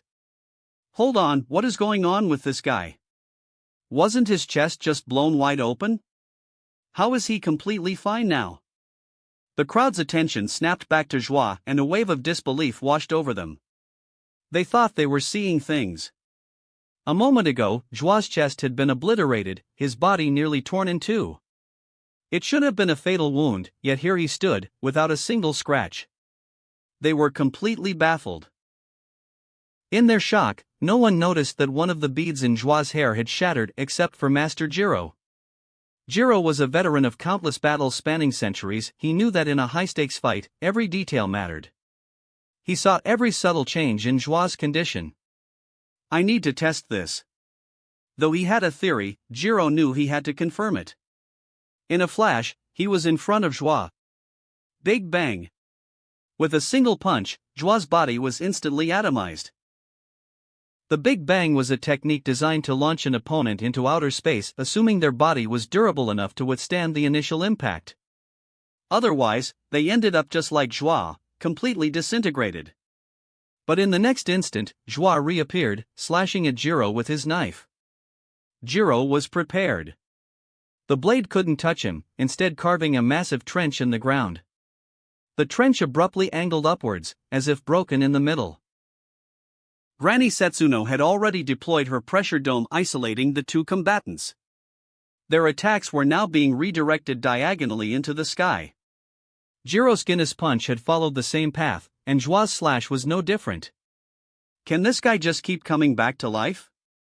The onlookers watched in bewildered confusion as Joie reappeared yet again. Jiro and Yuki, however, saw another bead in his hair shatter. It's useless. No matter how many times you kill me, I'll just come back. But what about you? I'll wear you down eventually. Joie was looking for an opening, trying to get under Jiro's skin with his taunts. He hoped to make Jiro hesitate, to stop trying to kill him. Of course, even if Jiro didn't fall for it, his words could still disrupt his focus. You can keep telling yourself that. All those beads in your hair must be uncomfortable. Let me help you with that. Jiro teleported in front of Joie, his hands clamping down on either side of his head. Head shaker. Knowing his opponent had multiple lives, Jiro used the same technique he had employed against the Blue Nitro in the original story. Under the relentless assault, the beads in Joie's hair began to shatter in rapid succession. Just as the last one was about to burst, Jiro's hand suddenly slipped, sliding off Joie's head. Jiro himself was surprised. His hands had definitely slipped, but how was that possible for someone of his caliber? So you're using your food luck now. Let's see how long it can last. Powerhouses who could wield food luck were incredibly difficult to kill. Just now, Jiro's hands had slipped because Joie had activated his food luck. Under its influence, Jiro's hands had slid off, saving Joie's life. Damn it! Joie was both furious and terrified. He never thought his trump card would be discovered. Now, he could only use his food luck to defend against Jiro's attacks. This wasn't a fight against Midora. The only reason Midora hadn't immediately finished Joie and had even seemed to be losing was because he was observing his food luck. Joie's food luck was Frozie's, and it was incredibly powerful. Midora himself didn't have any, but his appetite demon could replicate it. Midora could copy many techniques, but it required careful observation. Replicating something as abstract as food luck was not easy. That was why his fight with Joie had been a back-and-forth affair. When Midora had emerged from his seal, he had even admitted that he had been observing a bit too closely. If he had been serious, Joie would have been no match for him. The same was true now, he was no match for Jiro. In fact, he was so busy defending against Jiro's onslaught that he couldn't even counterattack. Joie's food luck was rapidly depleting. At this rate, he would be out of lives in a few more hits. After all, actively using food luck to block attacks consumed it permanently. Joie couldn't generate his own food luck, what he had was all that Frozie had left him. Once it was gone for good. In this world, food luck tended to attach itself to good people. The members of the Gourmet Corp had very little of it, which was why they failed one after another in major battles. Stargen's success was because he had his own food luck, and as a child, he had absorbed some of Toriko's nutrients and food luck. This had made it very difficult for him to fail. Everything had always gone smoothly for him. At this moment, Joie was as anxious as an ant on a hot pan. He knew very well that once his food luck was gone, death was the only thing waiting for him. And now, he couldn't even escape. Though he had a camping monster, it wasn't invincible. He needed an opportunity to use it. Jiro's aura had him completely locked down. If he tried to use the camping monster now, he would be the one to die. He was looking for an opportunity, but it seemed it wouldn't be easy to find. Just as his food luck was about to run out, a massive fluctuation came from the gourmet world. Two incredibly powerful auras, one beginning to rapidly decline, the other skyrocketing. So he held back after all. Then next up is Midoriya's meteor spice. Yuki looked up at the sky. At this moment, countless meteors were hurtling towards the ground. Without a doubt, this was Midoriya's meteor spice. The appearance of this technique affected the entire human world, and even the edges of the gourmet world were affected. And it wasn't just the meteor spice. If it were just that, then after one wave, the human world could quickly recover. But the problem was that it was also mixed with Midoriya's malice. This malice was directed at the entire human world. The moment the malice spread, various plants and animals lost their vitality, as if their life energy had been directly blown away. Midoriya's meteor spice, and this malice, is that kid trying to destroy the human world? Jiro looked up sharply. He had also sensed this ominous aura. A perfect chance. Seeing Jiro's attention diverted, Joie seized the opportunity and used his camping monster to escape. This attack from Midoriya was a bit of an assist. But honestly, it was best to leave a guy like Joie to Midoriya to deal with. After all, Midoriya had treated Frozy as his own mother. He got away? Fine, let's deal with the matter at hand first. Setsu, open the pressure dome as wide as you can. After Jiro spoke, he threw a punch. A terrifying force shot towards the meteor spice. Wherever the force passed, all the meteor spice was pulverized. On Setsuno's side, hearing Jiro's words, she immediately expanded her pressure dome from the gourmet festival venue outwards. But to expand the pressure dome to protect the entire human world was not so easy. Though she had done it in the original story, she had also made many preparations and had spent a lot of time to protect the entire human world. Her previous pressure dome had not covered the entire human world, but had isolated the two of them from the outside world. So now, even if she expanded her pressure dome at the first opportunity, she could only block a part of the meteor spice. The most crucial point was that even if the meteor spice was blocked, the malice in it could not be isolated. The meteor spice was just a carrier. Even if it didn't land, Midoriya's malice would still affect the entire human world. At this moment, the giraffe bird that had been arranged all over the world finally had something to do.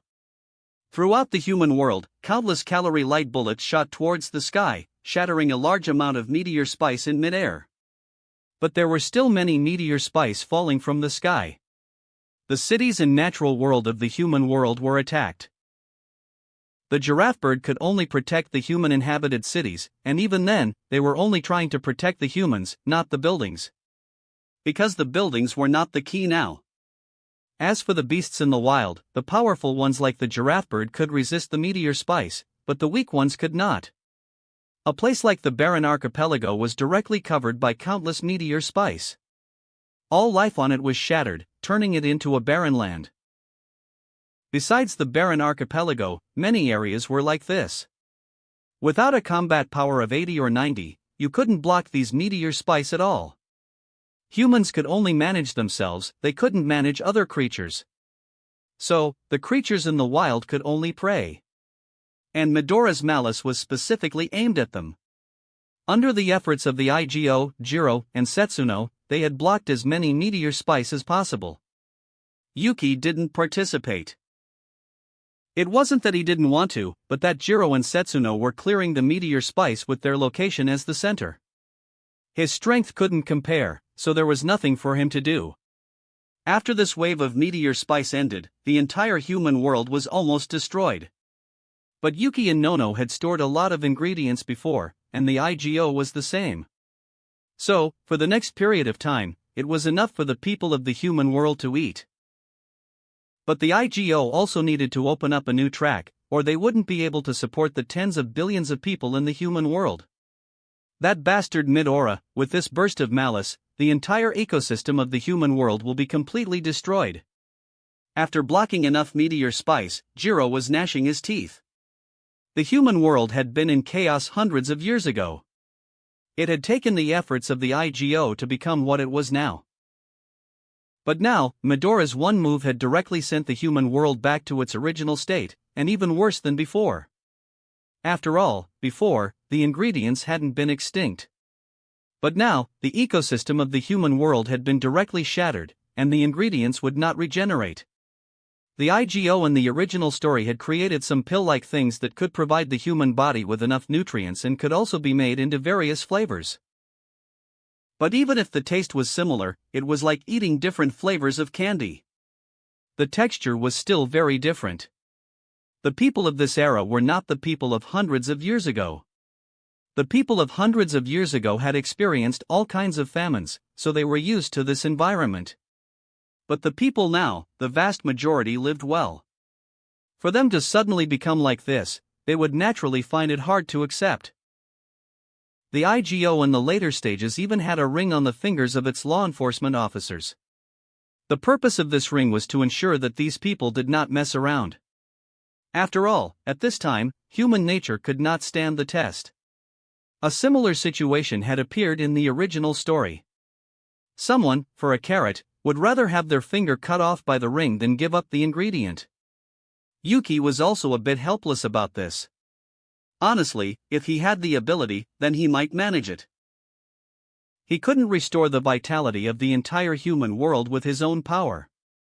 Midora had done it in the original story, and had restored the vitality of the entire Earth, but he had borrowed Zonga's powerful food luck, countless centers, and his own life to save the entire Earth. Theoretically, with enough life energy, it was possible to revive everything in the human world. Chapter 199, The State of the Human World, A Living Ichiryu. After the meteor spice storm ended, Mansam immediately returned to IGO headquarters to take charge.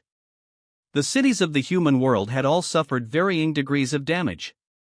More critically, Midora's malice was continuously spreading. The animals in the wild began to fall ill, and the plants began to wither. Everything was heading towards destruction.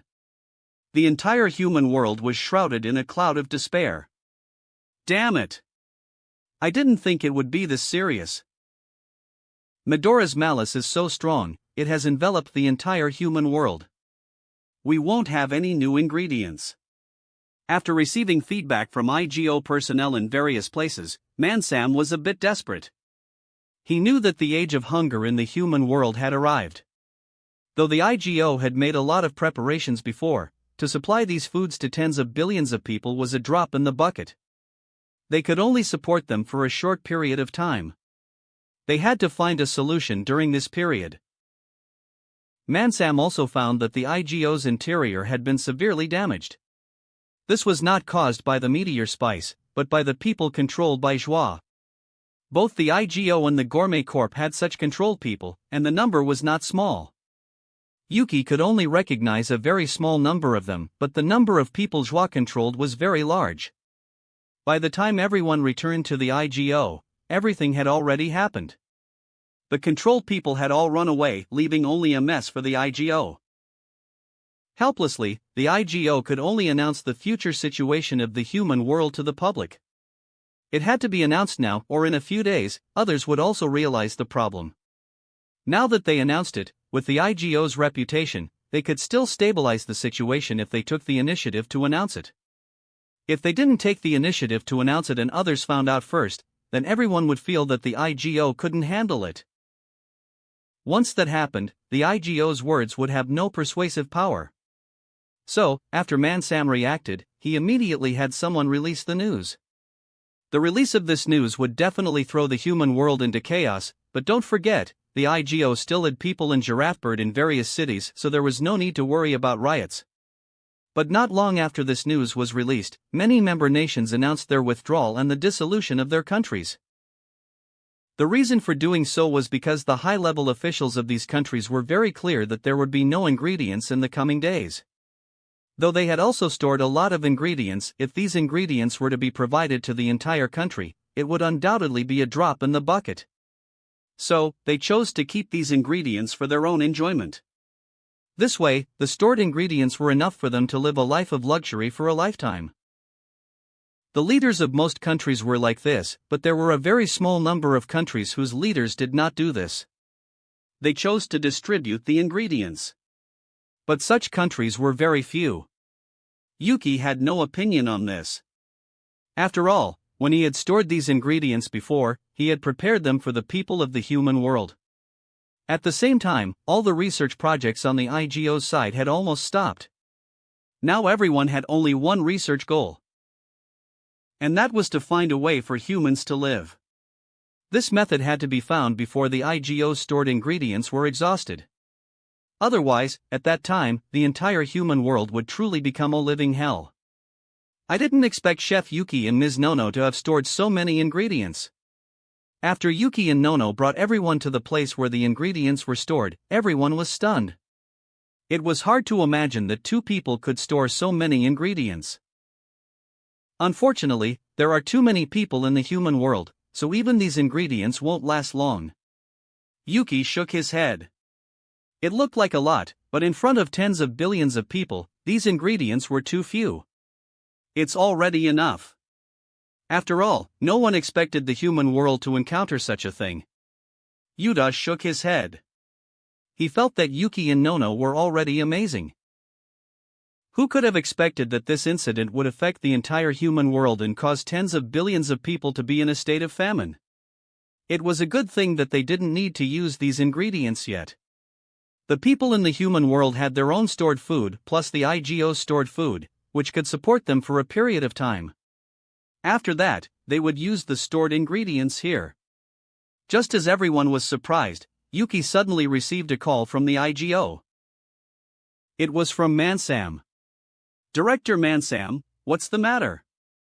Yuki was a bit confused. The current Mansam should be very busy. Why would he call him? The few controlled people, Yuki had already restored them. They were also helping to deal with these things now. Chef Yuki, President Ichiryu is back, but he is seriously injured. The best reviver in the human world now is you. We need your help. Mansam's tone was very urgent, and the contents surprised Yuki. Okay, I understand. No, I'll leave this to you for now. I'm going to the IGO's headquarters. After speaking, Yuki disappeared. Nono did not go after him, because she and the others had heard Mansam's words. President Ichiryu was back. Before, because Midoriya's move had directly hit the human world, everyone had a bad feeling in their hearts. After all, Midoriya was fighting with Ichiryu. For Midoriya's move to pass Ichiryu and sweep across the entire human world. What did this mean? It meant that Ichiryu had no ability to block this move, so he had let it fall to the human world. So everyone was very clear that Ichiryu was most likely dead. But now, Ichiryu had actually come back alive. Even if he was seriously injured, as long as he was alive, Ichiryu was the core pillar of the human world, the anchor of the human world. With Yuki's speed, it didn't take long for him to rush to the IGO headquarters without holding back. When he arrived, he saw Ichiryu lying in a medical cabin. Ichiryu looked very bad. There was almost no complete place on his body. If not for a faint breath, Yuki would have thought this was a corpse. Chef Yuki, you're here. Quickly take a look at the president's situation. Mansam said anxiously after seeing Yuki. He didn't even have the heart to care about the affairs of the human world now. I'll take a look first. So what happened? Yuki asked. Ichiryu in the original story was definitely dead, but now he had actually survived. While this state was not far from death, as long as he was not dead, Yuki could save him. You save Ichiryu first. I'll tell you what happened during this period. Just as Mansam was about to speak, a black substance came out of Ichiryu's body and finally turned into a black strange creature. What are you? Seeing this, Mansam immediately entered a state of battle. Don't be nervous. I'm the appetite demon in that bastard Ichiryo's body. It's just that my situation is a bit special. I won't cause him any harm now that I'm out. Also, my name is Don Slime. The black strange creature that appeared here was Don Slime. Yuki knew this guy. Among the many appetite demons, Don Slime was a very special one. Other appetite demons, to be revived, had to wait until someone fused with gourmet cells and awakened. Only then would they have a chance to enter the other party's gourmet cells and become their appetite. But even so, to be revived was very difficult. They had to let the person with the gourmet cells grow up and eat Acacia's full-course menu. But Don Slime was different. Even if he had died, he could still interfere with the outside world. And he had created the blue grill with his own power and had selected a person suitable for his resurrection. After all, his power was too strong, not something the red demon and the others could compare to, so the body that could withstand his power had to be strong enough. Don Slime had prepared for his resurrection for hundreds of millions of years, but in such a long time, the only body suitable for his resurrection was Ichiryu. Now that Ichiryu was about to die, Don Slime couldn't sit still and came out. Hearing this, Mansam relaxed a little. Don Slime had indeed come out of Ichiryu's body. Yuki took a look at Ichiryu's situation.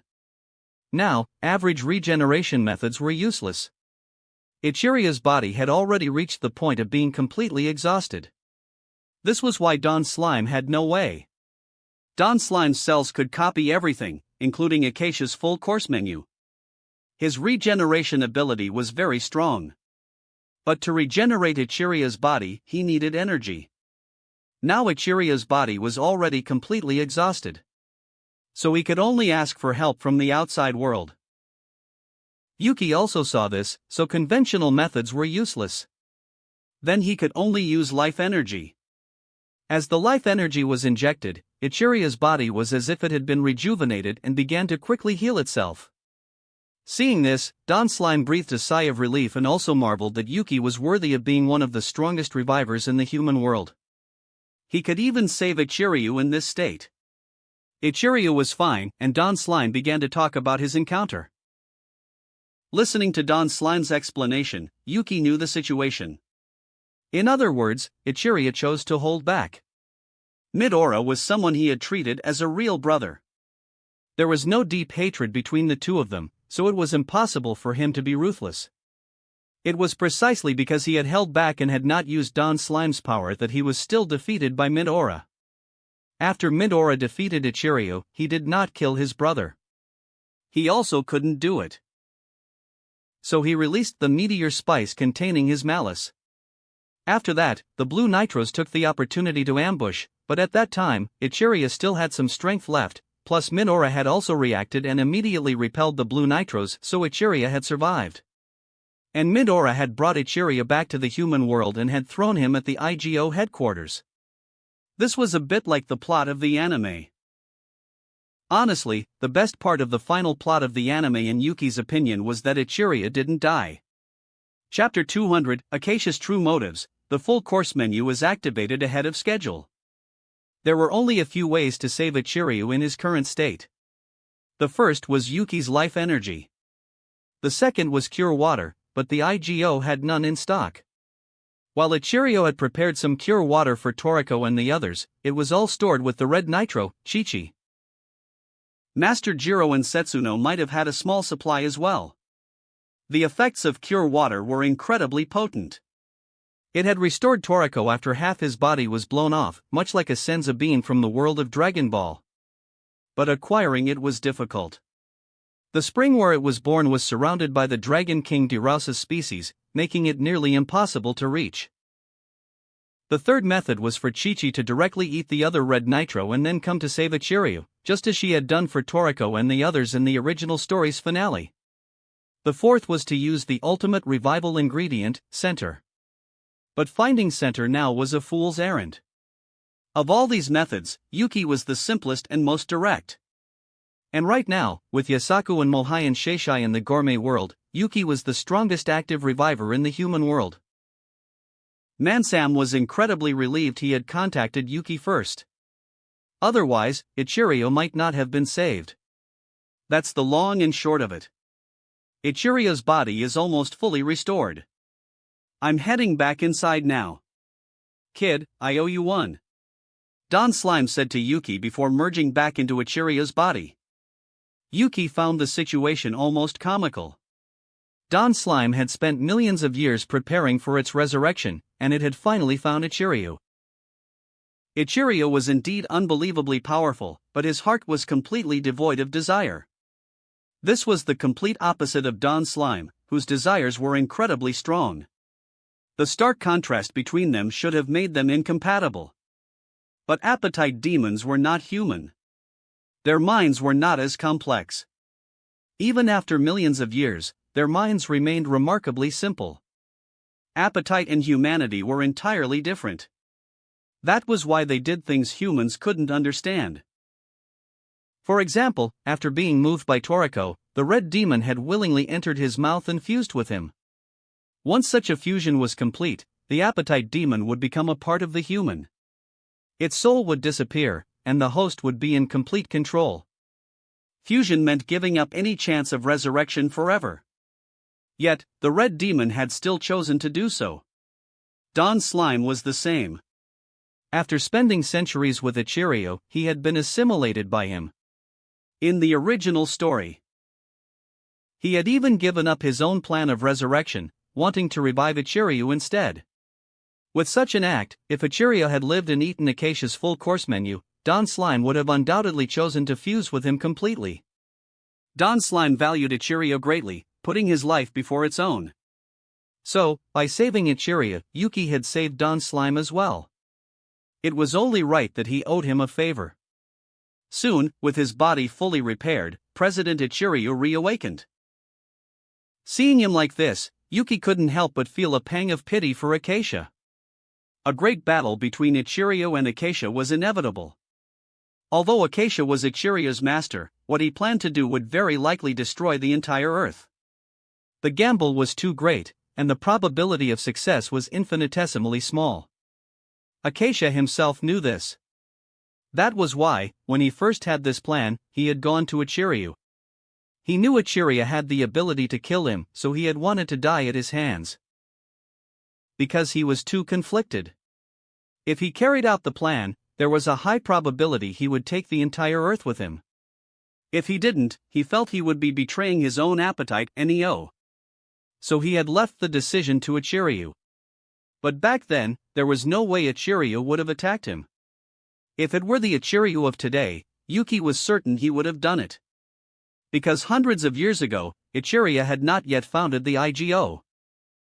Though he had helped others, he had not yet shouldered the burden of the entire human world. It wasn't until he founded the IGO and developed it into the largest organization in the human world that Ichirio knew what he was facing. The entire human world. With his character, he would inevitably put the human world first. So, Acacia's plan was destined to conflict with his ideals. Ichirio couldn't bring himself to kill Midora. While the meteor spice had destroyed the human world, he still had ways to remedy it. But Acacia was different. Acacia's plan could blow up the entire Earth. This was something Ichirio absolutely could not tolerate. In short, Yuki now felt that Acacia was in big trouble. A Jiro stronger than his peak in the original story, a living Ichirio, plus a Midora. Yuki didn't think Toriko and the others even needed to act. If these three went up together, what Blue Nitros, what Acacia, what Enyo? They would all be a single dish. Though directly killing Acacia would cause Enyo to be reincarnated, that would be who knew how many years later. There was no need to consider it so much. By that time, Yuki didn't know how strong he would have become. Of course, if possible, Yuki still hoped to release the ingredients inside Neo. After all, Neo had stored the ingredients of the entire blue universe. This is the Igo? Looks like I survived. Ichirio saw Yuki in Mansam and the surrounding environment and knew he had survived. He remembered the situation before he had lost consciousness, so for him to have survived, it must have been Midora who held back in the end. Thinking of this, a smile appeared on Ichiria's lips. He could see that Midora still respected him as a brother. It was only because of Frozy that he had become like this. If Frozy were still alive, Midora would definitely have returned to the state of his younger brother. After that, Ichiryu also learned the situation from the two of them and knew that it was Yuki who had saved him. "Thank you so much, Chef Yuki. If not for you, I would have lost my life." Ichiryu also thanked Yuki. "Even without me, if Setsuno and Master Jiro knew about this, they would have brought cure water over." Yuki shook his head. Though he had saved Ichiryu, Ichiryu's choices were not just him. There were other methods. "That's true, but Chef Yuki saved my life is also a fact," Ichiryu said with a smile. After that, he also said that he owed Yuki a huge favor and would find a way to repay it later. As for now, he still needed to understand the situation in the human world. Mansam was also relieved. Honestly, the affairs of the human world had made him overwhelmed. But now that President Ichiryu was back, he didn't have so much pressure. "Mansam, you did a great job. Every order was correct. Why don't you be the president?" Ichiryu said with a smile. He was not joking, but being serious. Because he thought that Mansam was a fusion of him and Shigematsu. Shigematsu was very ambitious, but he could suppress him. And Mansam had a not so strong ambition, but also had a sense of responsibility similar to his. So, in his view, Mansam was the most suitable person to be his successor. Don't joke around. There are still a lot of things to deal with in the human world now. Mansam couldn't help but roll his eyes. He didn't want to be the president, at least not while Ichiryu was alive. After all, Ichiryu was his spiritual pillar. How could he take his place? Seeing Mansam like this, Ichiryu was also a bit helpless. But he also knew that now was not the time to push the position away, but to find a way to solve the problems of the human world. "Mansam, stop the research at the R&D department. I have a solution," Ichiryu said. He was still alive, and after learning about the situation in the human world, he would naturally not sit idly by. Yuki knew that Ichiryu was planning to use his full course menu. In the original story, the reason he had waited until the four heavenly kings were reunited before opening this full course menu was because of Mansam. Mansam had thought that Ichiryu was dead, so his relics should naturally be handed over to the four heavenly kings. After all, the four heavenly kings had been raised by Ichiryu since they were young. And at that time, the IGO had already solved the problem of eating. Though they couldn't let everyone eat anything delicious, at least they wouldn't starve, right? So, Mansam had chosen to leave this full course menu for the four heavenly kings to open. But now Ichiryu was still alive. While he was very good to the four heavenly kings, in his consciousness, the first priority was always all the people of the human world. So now, he didn't plan to wait for the four heavenly kings to open his full course menu, but planned to use it directly. "Are you planning to use your full course menu?" Hearing this, Mansam naturally also guessed Ichiryu's plan. "That's right. My full course menu was originally prepared for such a time, so now is the perfect time to use it. Who would have thought that the ingredient that was once despised and even extinct would become the saving grace of the human world?" Ichiryu was also a bit emotional. Yuki didn't know how to evaluate him. Even his full course menu was prepared for all of humanity, to prevent a famine. It could be said that in the anime world, an existence like Ichiryu was a true saint. With Ichiryu's order, the research on the IGO's side stopped. And soon, his full course menu was sent over. Besides Toriko, the other four heavenly kings had all gathered together. Because Toriko and Starjun's battlefield was a bit far, Komatsu was still taken away by Starjun. Yuki also knew that Komatsu was not in any danger. At that time, everyone's attention was on Joie, which had given Starjun an opportunity. But the other members of the Gourmet Corp were not so lucky. They were all wiped out. It could only be said that the inertia of the plot was still very large. Because Komatsu was taken away, Toriko was completely depressed. At this moment, only 3 of the 4 heavenly kings had come here. As for Toriko, he was still in a state of depression. Ichirya had also learned about Toriko's state from the 3 of them. To this, he didn't say much. He planned to talk to Toriko after finishing things here. Just as Ichirya took out his full course menu, Yuki also heard the voice of the ingredients. The ingredients emitted a golden light. Chef Yuki is hearing the voice of the ingredients? Seeing this, everyone was stunned. That's right, I heard the voice of the ingredients. President Ichiryu, besides its own effect, your full course menu is also a special preparation ingredient. Can you let me prepare it? Yuki asked. A special preparation ingredient? My full course menu has such an effect? Then I'll have to trouble you, Chef Yuki. Ichiryu nodded and directly handed the ingredients to Yuki. He really didn't know that his full course menu had such an effect. He was also very curious, so he handed it to Yuki. Anyway, Yuki had also said that the original effect would definitely be there, so there was no need to worry about whether it would lead to not being able to produce enough billion birds and thus not being able to solve the crisis of the human world. That wraps up this part of What If Fishing System in Food Wars World. Thanks so much for listening. As always, new parts drop every 4 days, so be sure to stay tuned. Also check out my Patreon channel for early releases of all the series, where you can find all the series released 1 day ahead of YouTube. If you enjoyed the video, don't forget to like, subscribe, share it with your friends, and please consider supporting the original author as well. See you in the next one.